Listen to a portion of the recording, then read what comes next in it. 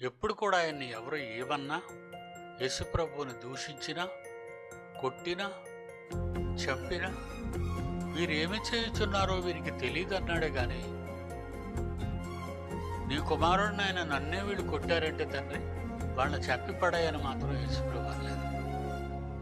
కానీ చంపేస్తున్న ఆ క్షణాన సిలువలో వాళ్ళు బూతులు దిడుతున్నా, అవమానిస్తున్నా, భయంకరంగా మాట్లాడుతున్నా, అప్పుడు ఆయన అంటాడు, తండ్రి వీరేమి చేయుచున్నారో వీరికి తెలియటం లేదు, ఇంకా వీళ్ళనే క్షమించు.